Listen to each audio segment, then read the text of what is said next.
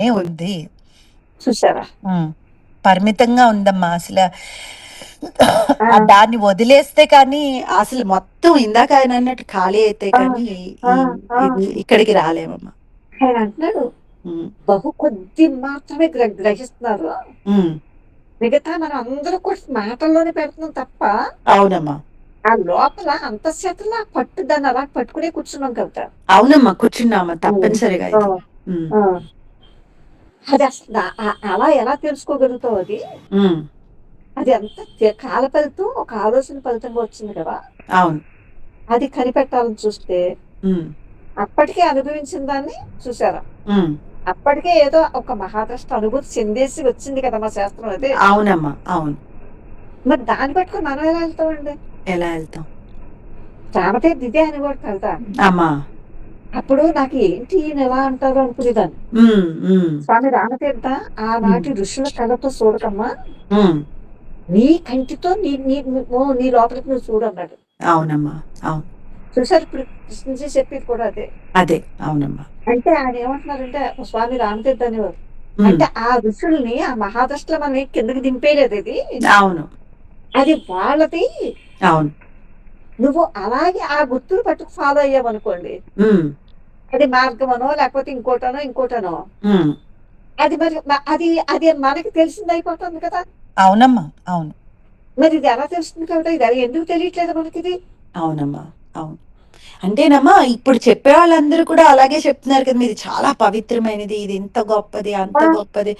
గొప్ప గొప్ప వాళ్ళు పీఠాలు వేసుకుని మరి చెప్తుంటే పాపం మామూలు జనం ఏం చేస్తారమ్మా, మనం తెలివైన వాళ్ళు కాబట్టి. అవును. ఎలా ఇది ఎందుకు ఇలా ముందు కూర్చోబెట్టుకుంటున్నారు ఇలాగా?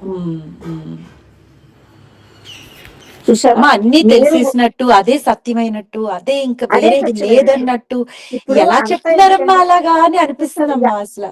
అదే కదా, అదే కదా.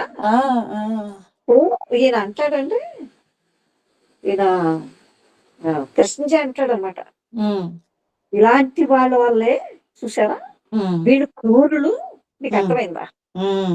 వీడు ఒక దిశా నిర్దేశం చేసేసి నీకు ముక్తిని ఇచ్చేస్తామంటూ, మార్గం చూపిస్తామంటూ చేసే వాళ్ళందరూ మామూలు మూర్ఖత్వం కాదంటున్నాడు. కాదు. అవునమ్మా. వీళ్ళ వల్లే ప్రపంచం సగం నాశనం అయిపోయింది అంటున్నాడు. అవునమ్మా, అవును. ఆయన అంటాం కాదు, మనం చూసిన అంతే. మనం చూసినప్పుడు ఆయన అన్నారని మనం అనుకోక్కర్లేదు. నిజంగా కూడా ప్రతి దాన్ని జాగ్రత్తగా పరిశీలిస్తే ఇలాగే తెలుస్తున్నది కదమ్మా.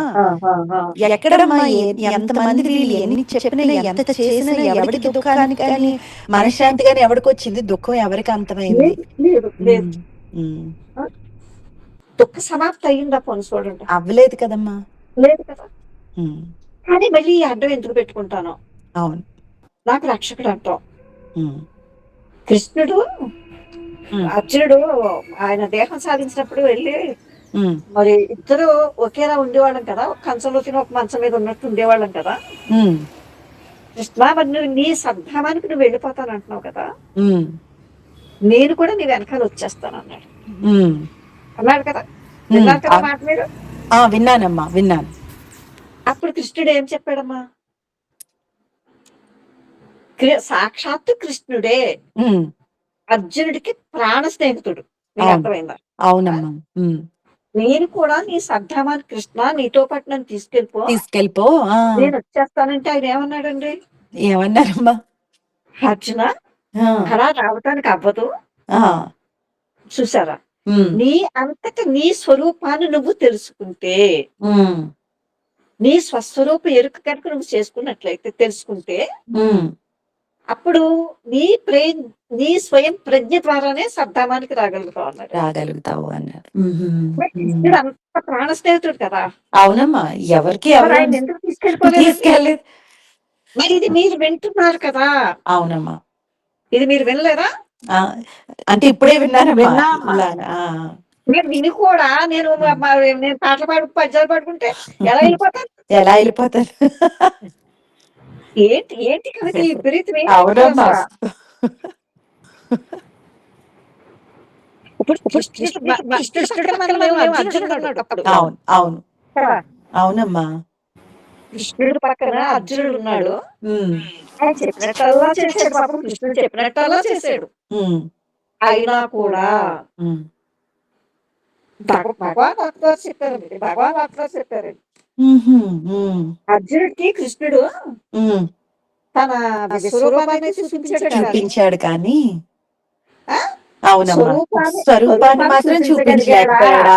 అవునమ్మా ఇది చూపించలేకపోయాడు. అబ్బబ్బబ్బబ్బ, నా నెత్తి బద్దలైపోతుంది కవిత.